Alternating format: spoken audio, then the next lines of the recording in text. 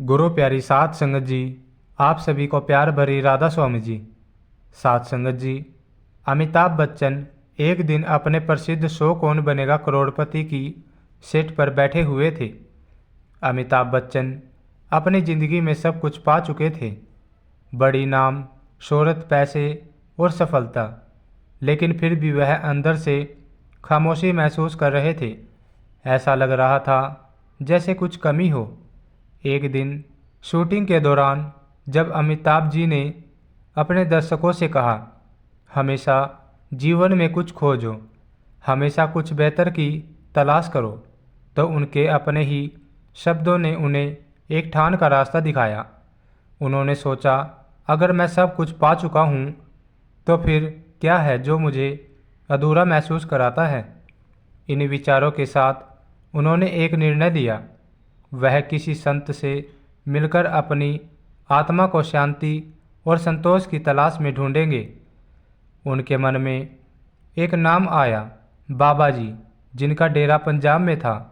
अमिताभ बच्चन जी ने अपना निजी हेलीकॉप्टर लिया और सीधे डेरे पहुँचे। वहां पहुंचने पर उन्होंने बाबा जी से मिलने का समय लिया और जल्द ही एक साधारण कक्ष में बाबा जी से मुलाकात हुई। बाबा जी ने उनका स्वागत किया और अमिताभ जी ने पूछा, बाबा जी, जीवन में बहुत कुछ पाया है, शोहरत, पैसे और सब कुछ, लेकिन मुझे लगता है कि कुछ तो खो रहा हूँ, कुछ अधूरा है। मैं क्या ढूंढ रहा हूँ जो मुझे नहीं मिल रहा। बाबा जी मुस्कुराए और बोले, बेटे, यह सच है कि जब आप बाहरी दुनिया में कुछ प्राप्त करते हैं तो वह आपको कुछ समय के लिए खुशी दे सकता है, लेकिन असली शांति तो भीतर से आती है। यह महसूस करना कि आप दूसरों के लिए क्या कर सकते हैं, यह सबसे बड़ी सफलता है। एक जीवन केवल अपनी खातिर नहीं जीते, बल्कि दूसरों के लिए कुछ करना भी उतना ही महत्वपूर्ण है। अमिताभ जी ने फिर एक और सवाल पूछा, लेकिन बाबा जी, मेरे पास तो सब कुछ है, फिर भी मन में संतोष की कमी क्यों रहती है। बाबा जी ने जवाब दिया, तुमने बहुत कुछ पाया, लेकिन क्या तुमने कभी अपनी आत्मा को पोषित किया है? क्या तुमने कभी सिर्फ अपने मन की शांति और संतुलन के लिए कुछ किया है? जब तक तुम अंदर से संतुष्ट नहीं होते, तब तक बाहरी सफलता का कोई मतलब नहीं होता। अमिताभ जी की आंखों में गहरी सोच और समझ आ गई।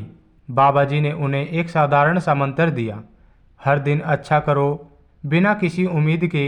इस साधारण से मंत्र ने अमिताभ जी की जिंदगी में गहरा असर डाला। उन्होंने अपने जीवन में हर दिन किसी की मदद करने की ठानी और साथ ही खुद के अंदर की शांति और संतोष को ढूंढना शुरू किया। आखिरकार अमिताभ जी ने पाया कि बाहरी दुनिया की दौलत और शोहरत कभी भी अंदर की शांति का स्थान नहीं ले सकती। उन्होंने कौन बनेगा करोड़पति में अपनी सफलता को एक साधन के रूप में देखा, ना कि लक्ष्य के रूप में, और इस तरह उन्होंने जीवन के सच्चे अर्थ को समझा, दूसरों की मदद करना और अपने भीतर की शांति को अनुभव करना। इस यात्रा ने न केवल अमिताभ जी की जिंदगी बदली, बल्कि उनके चाहने वालों को भी यह सिखाया कि जीवन की असली सफलता सिर्फ बाहरी चीज़ों में नहीं होती, बल्कि अंदर की संतुष्टि में है। साथ संगत जी, यह कहानी काल्पनिक जरूर है, लेकिन इस कहानी से हमें सीखने को मिलता है कि हमें हर रोज़ भजन सिमरन करना है। साथ संगत जी, अब मैं आपको एक साखी और सुनाऊंगा जी। साथ संगत जी, जो पूर्ण गुरु होते हैं वह अपनी संगत पर कभी भी आँच नहीं आने देते। आने वाली मुसीबत को पूर्ण संत पहले ही पहचान लेते हैं जी। और बहुत बार तो ऐसे भी होता आया है, जब अपनी संगत की रक्षा करने के लिए सतगुरु मुसीबत को अपने ही ऊपर ले लेते हैं जी। आज इस वीडियो में मैं आपको सतगुरु के बारे में दो ऐसी घटनाओं का जिक्र करने जा रहा हूँ, ऐसी घटनाओं के बारे में बताने जा रहा हूँ जिसको सुनकर आपको यकीन हो जाएगा कि पूर्ण गुरु अपनी संगत से कितना ज़्यादा स्नेह करते हैं, कितना ज़्यादा प्रेम करते हैं। और वीडियो के आखिर में मैं आपको बाबा जी के बारे में एक ऐसी बात बताऊंगा कि आप रो पड़ोगे जी। साथ संगत जी, जब हजूर महाराज जी गद्दी पर थे तो उस समय डेरे की कैंटीन में कुछ ऐसी घटना हो गई थी कि बहुत बड़ी तबाही मच सकती थी।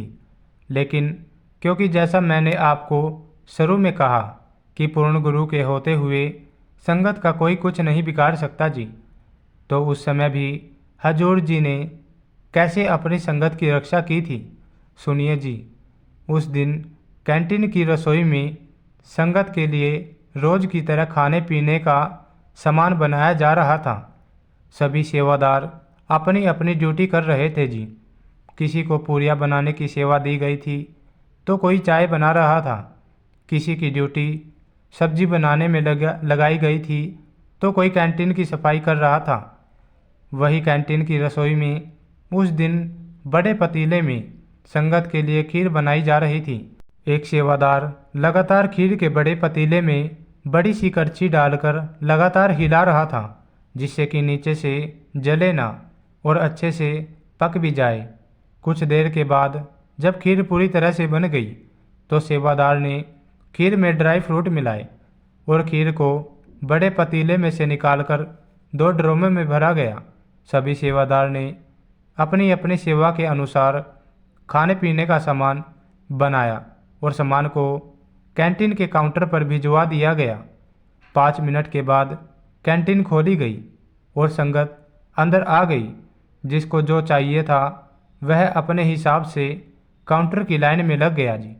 खीर ज़्यादातर लोगों की पसंदीदा चीज़ होती है जी, तो खीर वाले 2 काउंटर लगाए गए थे और दोनों काउंटर पर लंबी लंबी लाइन लग गई। अभी सेवादार ने सबसे पहले लाइन में खड़े भाई को खीर देने के लिए हाथ आगे बढ़ाया कि तभी उस सेवादार के पास कोई आया और उसने कहा कि खीर को संगत में नहीं बांटना है, हजूर महाराज जी का हुक्म आया है। तो सेवादार ने महाराज जी के हुक्म की पालना की और जिसे पहले भाई को खीर देने जा रहे थे उन्हें भी मना कर दिया गया, जिस वजह से लाइन में खड़ी संगत नाराज हो गई। फिर सेवादार ने सबसे हाथ जोड़कर विनती की और संगत को बताया कि खीर थोड़ी देर में दोबारा चालू कर देंगे। अभी हमें हुक्म आया है कि खीर संगत में नहीं बांट सकते। विनती सुनकर सभी संगत शांत हो गई। फिर से एक सेवादार उस कैंटीन में आया और उसने आकर कहा कि जो खीर काउंटर नंबर 2 पर रखी है वह संगत में बांटने शुरू कर दो और काउंटर नंबर 3 वाले खीर के ड्रम को डेरे के पीछे खेतों में जमीन में खोद कर डाल दो।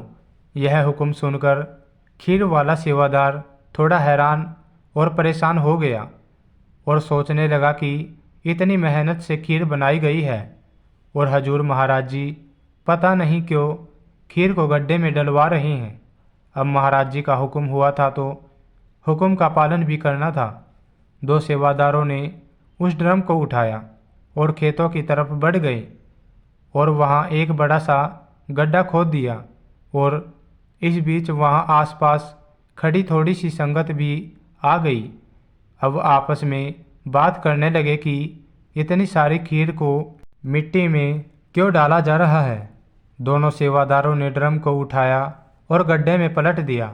जैसे ही ड्रम को पलटा तो खीर के साथ एक मरा हुआ जहरीला सांप भी ड्रम में से बाहर निकला। यह देखकर वहाँ खड़े सब लोग दंग रह गए और यह बात संगत में फैल गई। कैंटीन में खीर की लाइन में लगी संगत को जब पता चला कि खीर में सांप होने की वजह से महाराज जी ने खीर को संगत में देने से मना करवाया था, तो संगत महाराज जी के लिए रोने लगी। सबकी आंखों से आंसू बह निकले। सब बात कर रहे थे कि महाराज जी ने अपनी संगत की रक्षा की है। उन्हें अपनी कोठी में बैठे बैठे ही सब कुछ मालूम चल गया कि खीर के ड्रम में सांप है और एक भी संगत के हाथ में खीर नहीं जाने दी। जिस सेवादार ने खीर बनाकर ड्रम में डाली थी वह सोच सोच कर हैरान हो रहा था कि वह पूरा समय वहीं था, फिर वह सांप ड्रम में घुसा कैसे। सेवादार उस दिन महाराज जी से मिला और उसने महाराज जी से बहुत माफ़ी मांगी। उसने कहा कि महाराज जी, शायद मुझसे कहीं चूक हो गई थी। जो जहरीला सांप ड्रम में घुस आया और मुझे पता भी नहीं चला और मैंने गरम खीर सांप के ऊपर डाल दी। महाराज जी ने कहा कि इसमें तुम्हारी कोई गलती नहीं है। उस सांप की मृत्यु ऐसी ही होनी लिखी थी। खुद को दोष मत दो। साध संगत जी, इस तरह से पूर्ण गुरु अपनी संगत की संभाल करते हैं जी। अब मैं आपको हजूर महाराज जी की अपनी संगत से प्रेम की एक और घटना सुनाता हूँ जी। उन दिनों में भी जब डेरे में भंडारे हुआ करते थे तो बहुत सारी संगत डेरे पहुँचा करती थी जी।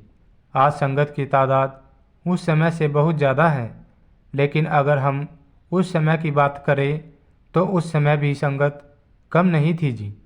और एक बार हजूर महाराज जी ने आधी रात को अपने कमरे में से बाहर शोर होने की आवाज़ें सुनी। महाराज जी जब कमरे से बाहर आए तो महाराज जी ने देखा कि संगत आधी रात को भी डेरे में लंगर खाने के लिए लाइन में लगी हुई थी। उस समय डेरे का लंगर घर बहुत छोटे हुआ करते थे जी। 1500 से 2000 संगत ही एक बार में लंगर घर में खाना खा सकते थे जी। महाराज जी ने देखा कि आधी रात तक भी उनकी संगत लंगर के लिए लाइन में खड़ी है। लंगर घर के बाहर लंबी लाइन में लगी हुई है। तो महाराज जी उस पूरी रात सो न सके। वह रात भर सोचते रहे कि इसका कोई हल तो निकालना ही पड़ेगा। मुझसे मेरी संगत का आधी रात तक यूँ खाने के लिए लाइन में लगना देखा नहीं जा रहा। अगले दिन सुबह महाराज जी ने एक मीटिंग बुलवाई और डेरा कमेटी के अधिकारियों से सारी बात डिस्कस की। और महाराज जी ने कहा कि मुझे मेरी संगत के लिए डेरे में सबसे पहले एक बहुत बड़ा लंगर घर बनवाना है, जिसमें एक साथ कई हजार संगत बैठकर लंगर खा सके और किसी को भी रात भर भूखा ना रहना पड़े। कमेटी के साथ हुई मीटिंग के बाद महाराज जी ने डेरे में सेवा कर रहे कुछ ऐसे लोगों से बात की जिन्हें इस काम का एक्सपीरियंस था। उन सेवादारों ने कहा कि महाराज जी, बड़ा लंगर घर बन तो जाएगा, लेकिन उसके लिए बहुत बड़ी और समतल ज़मीन की ज़रूरत होगी। उन दिनों डेरे में एक बहुत बड़ी ज़मीन हुआ करती थी, लेकिन वह समतल नहीं थी। उस ज़मीन को देखा गया तो सेवादारों ने बताया कि इसको समतल करने के लिए 7 से 8 साल लग जाएंगे। महाराज जी ने कहा कि आप काम शुरू करवाए, बाकी मैं देखता हूँ। महाराज जी ने हुक्म बुलवाया कि डेरे में मिट्टी की सेवा शुरू हो रही है, ज़्यादा से ज़्यादा संगत सेवा में हिस्सा ले। महाराज जी के हुक्म के बाद इतने सेवादार डेरे में आने लगे कि जो उम्मीद से भी ज़्यादा थे, और उस ज़मीन को एक शाम में ही लंगर घर बनाने के लायक कर दिया गया। और समतल ज़मीन हो जाने के बाद वहाँ एक बहुत बड़ा स्थान बनाया गया, जहाँ सारी संगत एक साथ बैठकर लंगर करने लगेगी। और आज मौजूदा सरकार बाबा जी के गद्दी पर आने के बाद तो हम सब देख ही रहे हैं कि डेरा कितना विशाल और विकसित हो गया है जी। जब महाराज जी गद्दी पर थे तो उस समय नामदान के समय महाराज जी ही फैसला करते थे कि किसको नामदान देना है और किसको नहीं। जब संगत नामदान के लिए पंडाल में आती थी तो महाराज जी ने जिसको नामदान नहीं देना होता था, सेवादार महाराज जी के इशारे पर उसको बाहर जाने को कह देते थे जी। और जब किसी को नामदान के लिए मना किया गया तो वह रोना शुरू कर देता था। फिर जब बाबा जी ने गद्दी संभाली तो बाबा जी ने पर्ची देने का हक सेवादारों को दे दिया। सेवादार संगत का इंटरव्यू लेते हैं और फाइनल करते हैं कि किसको नामदान की पर्ची देनी है और किसको नहीं। किसी ने बाबा जी से पूछा था कि महाराज जी तो खुद डिसाइड करते थे कि नामदान देना या नहीं, लेकिन आप ऐसा क्यों करते हो? बाबा जी कहने लगे कि जब गुरु किसी को नामदान देने के लिए मना करता है तो उसके पीछे कोई ना कोई कारण जरूर होता है। लेकिन वह जीव जिसको मना किया गया है उसकी आंखों से आंसू बहने लगते हैं और मुझसे मेरी संगत का रोना नहीं देखा जाता। इसलिए यह हक मैंने सेवादारों को दे दिया है। साथ संगत जी, इस वीडियो के माध्यम से हम संगत को सिर्फ इतना समझाना चाहते हैं कि गुरु अपनी संगत के लिए कितना कुछ सोचते हैं, कितना स्नेह, कितना प्रेम करते हैं जी। बदले में हमें भी तो गुरु के हुक्म को मानना चाहिए। गुरु अपनी संगत से 2.5 घंटे का भजन सिमरन ही तो मांगते हैं, लेकिन हम गुरु से तो उम्मीद रखते हैं कि वह हमें प्रेम करे, हमारी संभाल करे, और जब हमारी बारी गुरु को दिए वचनों को निभाने की आती है तो हमारे पास हजारों बहाने पहले से ही तैयार रहते हैं। ऐसा करके हम किसी और का नहीं बल्कि खुद का नुकसान कर रहे हैं जी। गुरु हमें सच्ची दौलत देना चाहते हैं, लेकिन हम दुनियावी दौलत के पीछे समय व्यर्थ करते जा रहे हैं जी। मुझे कमेंट में किसी ने लिखा था कि मैं रोज़ सोचती हूँ आज भजन सिमरन करूँगी, लेकिन ऐसा सोचते सोचते 11 साल बीत गए और मैं सिर्फ सोचती ही रह गई। हमारा हाल भी इस बीवी के जैसा ही है। हम भी बस सोच ही रहे हैं कि अभी तो बहुत साल पड़े हैं, आगे जाकर कर लेंगे। यह तो हम सोचे बैठे हैं कि अभी बहुत साल पड़े हैं। वह मालिक हमारे बारे में क्या सोचे बैठा है हमें नहीं पता। कब वह बुला ले किसी को नहीं पता। इसलिए कल्पना छोड़कर आज से ही भजन सिमरन शुरू करें जी। आशा करता हूँ जी आपको यह साखी अच्छी लगी होगी, और कमेंट में बताना अमिताभ जी की कहानी कैसी लगी और यह साखी भी कैसी लगी, हमें कमेंट में ज़रूर बताना जी। कमेंट में राधा स्वामी लिखना भी मत भूलना जी। राधा स्वामी जी।